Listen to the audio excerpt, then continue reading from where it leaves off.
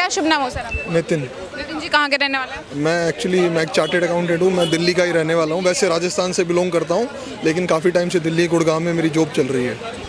अच्छा सर, जैसे वक्फ बोर्ड को लेके इस समय जो देश में अलग अलग पॉलिटिकल पार्टी अलग अलग व्यूज़ दे रहे हैं, युवाओं के भी व्यूज़ लेना ज़रूरी है यहाँ पे, क्या कहना चाहेंगे सर? ये जो वक्फ बोर्ड बिल पे जो इतनी सियासत हो रही है, एक तरफ ममता बनर्जी कहती है हम तो लागू ही नहीं होने देंगे अपने स्टेट में, हालांकि जो भी हो रहा है सारी कानूनी प्रक्रिया से हो रहा है।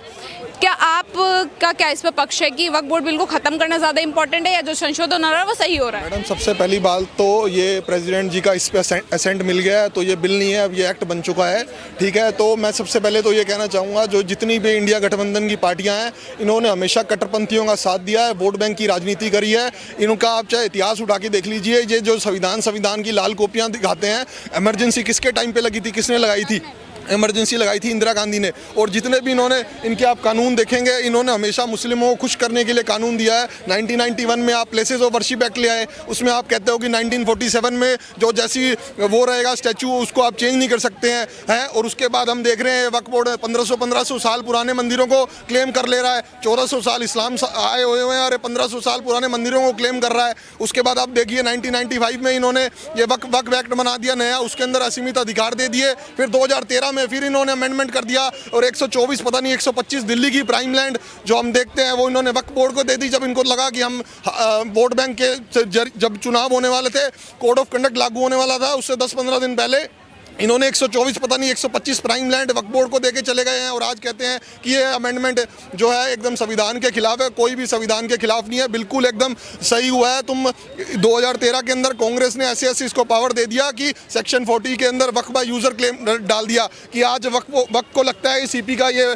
जो मॉल है, ये वक्फ की ज़मीन है, तो वो खुद ही सर्वे कर लेगा, खुद ही इंक्वायरी कर लेगा और खुद ही म्यूटेशन चेंज करके उसको वक्फ की बिल्डिंग क्लेम कर देगा। लेकिन जो अभी सरकार ने सेक्शन 40 को हटाया है और जो इसके अंदर लिमिटेशन का प्रोविज़न था वो इंट्रोड्यूस करा है, उसके बाद जो सरकार ने और भी इसके अंदर काफ़ी चीज़ें इंट्रोड्यूस की है, मैं मानता हूँ बिल्कुल सही है। लेकिन जो ये कांग्रेस है और जितने भी ममता बनर्जी है, ये तो खुद ये पैसे दे के आंदोलन करा रही है। आप देख रहे हो बंगाल के अंदर कितनी तोड़फोड़ चल रही है। आप यूपी में देख लीजिए, यूपी में भी 27% मुसलमान है।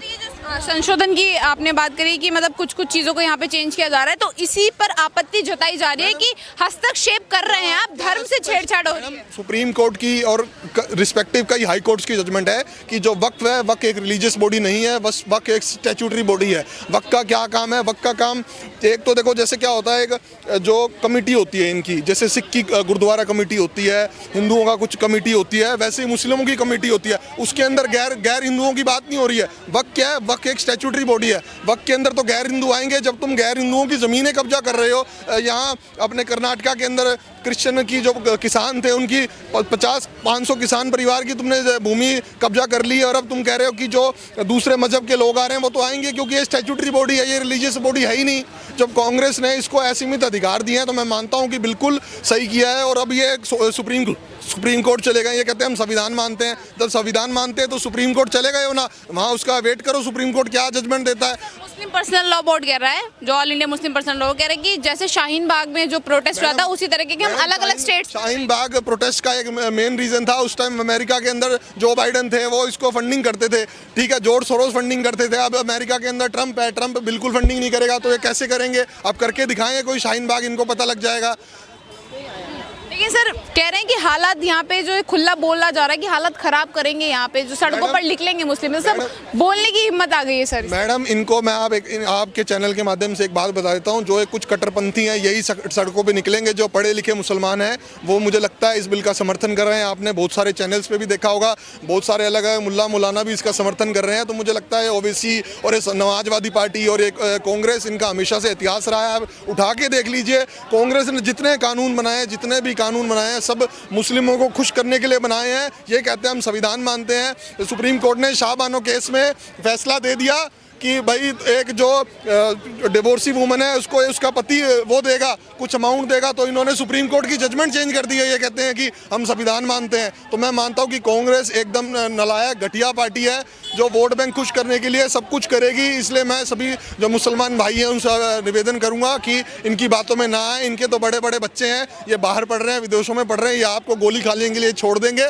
और मैं ममता बनर्जी से भी कहना चाहूँगा कि एक बार यूपी में आके देखें, यूपी में कोई दंगा करने का सोच भी नहीं सकता है। तो जो ये सारा दंगा हो रहा है बंगाल के अंदर, ये सब ममता बनर्जी जानबूझ के करा रही है। उनको पता है 2026 में चुनाव आने वाले हैं, तो इसलिए उनको एक मुश्त वोट मिल जाए, इसलिए ममता बनर्जी ये सब कर रही है। अच्छा सर, आपने तो लग रहा है काफ़ी भली भांति इस जो है संशोधन के जो भी वो है उसको पढ़ा होगा। क्या उसमें कहीं पे ऐसा है जो ओवैसी जी बोल रहे हैं कि मुसलमानों से उनकी मस्जिदें और दरगाह छीन ली जाएंगी? आपने कहीं पे ऐसा कुछ पढ़ा सर? मैडम एक बात बताओ, ये तो वक्फ बोर्ड तो पार्लियामेंट बिल्डिंग को क्लेम कर देता है कि पार्लियामेंट एक, मैडम एक हमारा बेसिक फंडामेंटल राइट होता है कि हम कोर्ट जाएं, हमें किसी से चीज़ से दिक्कत है हम कोर्ट जाके आए, लेकिन इन्होंने तो कोर्ट जाने का भी अधिकार छीन लिया था। जो ये कहते हैं ना, झूठ बोलते हैं कि पहले भी कोर्ट जाने का अधिकार था। मैडम रिव्यू और अपील के अंदर बहुत बड़ा डिफरेंस होता है। हम रिव्यू डालते हैं कोर्ट के अंदर, तो कोर्ट अब सुने ना सुने कोर्ट की मर्जी होती है। पहले अपील का राइट नहीं था, अब इसके बाद जो अभी संशोधन हुआ है इसके बाद अपील का राइट आ रहा है। तो जो ये बोलते थे ना कि पहले भी कोर्ट जा सकते थे, झूठ बोल रहे हैं, वो बिल्कुल गलत बोल रहे हैं। पहले सिर्फ रिव्यू का अधिकार था, अब अपील का अधिकार अब आया है। जब हमारे हिंदुओं की कोई ज़मीन का मसला होता है तो हम कहाँ जाते हैं? हम कोर्ट जाते हैं ना। लेकिन ये तो कहते हैं नहीं जी कोर्ट मत आओ, ट्रिब्यूनल आओ। ट्रिब्यूनल भी इनका, लोग भी इनके केस भी ये करेंगे, इंक्वायरी भी ये करेंगे, सर्च भी ये करेंगे, सब कुछ ये करेंगे।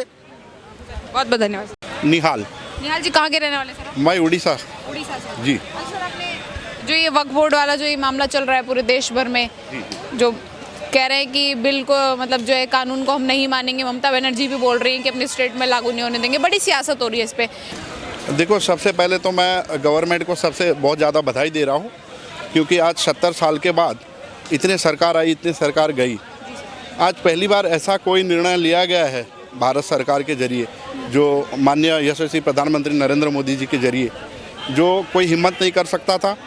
और ये जो वक्फ के नाम से जो लूट थी, भारत में जितने भी सरकारें आई, ये अपने अपने वोट बैंक बनाने के कारण ये सब बोर्ड ऑर्गेनाइज किए और ये बोर्ड को एस्टैब्लिश करके इसको कंटिन्यूटी बना के 70 साल तक रखे।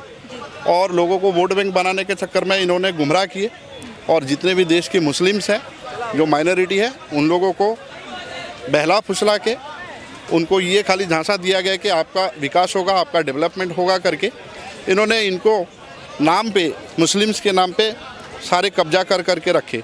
और अभी बोल रहे हैं 9,000 एकड़, कोई बोल रहा है 9 लाख एकड़ बोल रहे हैं, और अलग अलग देश के बड़े बड़े संस्थानों पे ये दावा कर रहे हैं। और इनके यहाँ ऐसे लॉ बनाए जिन जिन सरकार ने बनाए, कांग्रेस ने बनाई, सबको पता है।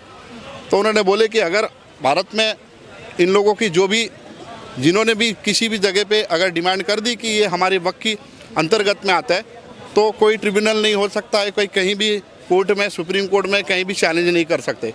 तो ये जो कानून बना है ये बहुत अच्छा है, और मुझे लगता है इस, जैसे अभी बोला कि ये जो कानून है ये मुस्लिम्स के मतलब हित में है, उनके लिए अच्छा है, लेकिन मुस्लिम समुदाय के काफ़ी सारे ऐसे लोग हैं जो बोल रहे हैं कि नहीं, ये तो छेड़छाड़ है, हमारी शरीयत से छेड़छाड़ है, हमारे धर्म में हमें मिला हुआ है, आप कैसे हमारी जो इसमें छेड़छाड़ कर सकते हैं? गवर्नमेंट को अंडर एस्टिमेट कर रहे हैं कि कैसी बात? देखो, आपने जो अभी छेड़छाड़ की बात करी, ये मुस्लिम समाज के लोग अगर कह रहे हैं कि छेड़छाड़ है, तो मैं तो आपको एक ही चीज़ कहूँगा, भारतवासी जो भी सुन रहे सब लोग जानते हैं एक चीज़ को, 1947 में हमारे देश 2 टुकड़ा हो गया था।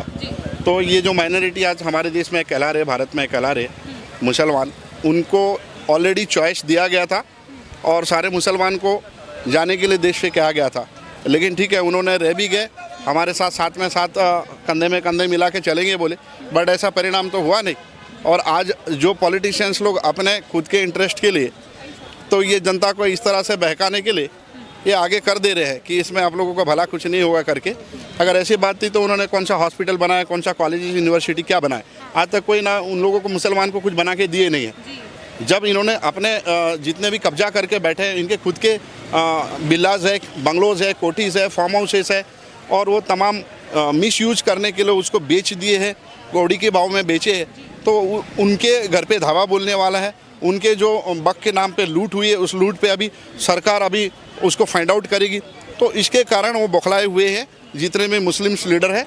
मैं तो कहूँगा देश के मुसलमानों को, ये कोई मतलब मुसलमान भी नहीं है, मेरे को लगता है ये तो सनातनी सब हमारे भाई है।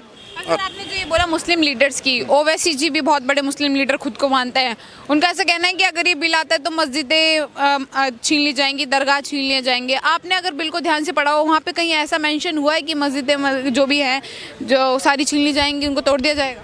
नहीं, ऐसे कोई बात नहीं है। ऐसा हमारा देश डेमोक्रेसी कंट्री है, हमारा गणतंत्र राज्य है, हमारे संविधान के अनुसार सब चीज़ चलता है। और जो ये बिल भी जो बनाया गया वो संविधान के अंतर्गत में ही बनाया गया। सरकार चुनी हुई सरकार है भारत में, जो लोग सरकार को बनाए हम लोग ही बनाए हैं सरकार को, और हमारे हित के लिए और जो मुसलमान भाई की सबके हित के लिए और देश की नेशन के हित के लिए सबको मद्देनज़र रखते हुए ये बिल बनाया गया है। तो मुझे नहीं लगता है कि किसी का हक छीनेगा या किसी के मुसलमानों की मस्जिदों में मस्जिद बंद कर देंगे, मस्जिद छीना जाएगा, ऐसा कुछ भी होने वाला है मुझे नहीं लगता है।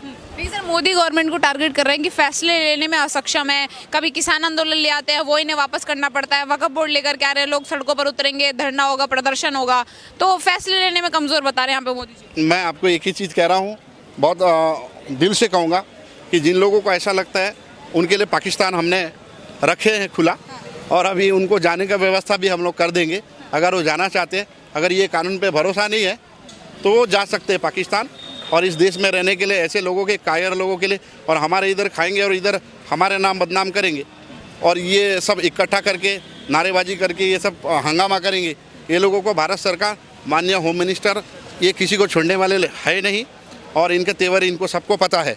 और बीजेपी का यही कारण से सख्त रवैया अपनाते, कानून के पक्ष में रह के सारा काम करते, तो इन्हें डर है, और ये सारे दोगला जितने नेता हैं ये इसी के लिए भड़का रहे हैं। मैडम सर, ये जो संशोधन हुआ है, आप इस संशोधन से खुश हैं या फिर इस बिल को ख़त्म कर देना ज़्यादा बेटर होगा, अगर आप अपनी कुछ राय देना चाहें तो? देखो, आपको पता है कि कानून के दायरे में रह के राम मंदिर भी बनाया गया, इसी देश में 377 का भी लागू किया गया, ये इसी तरह बना रहे थे सब लोग, है ना। तो ये जो अभी बिल बना है वक्फ बोर्ड का संशोधन किया जा रहा है, तो देश में कई बार 2000 बार संशोधन हो चुकी है, कांग्रेस ने भी संशोधन किया है, तो मुझे लगता नहीं किसी में दम भी नहीं है कि इसको फिर से डिसमेंटल कर दे। डिसमेंटल नहीं होगा, इसमें जितने अच्छा ही हो सकता है, मुसलमानों के जितने हित में कर सकते हैं वो सारी चीज़ें और संशोधन किया जाएगा।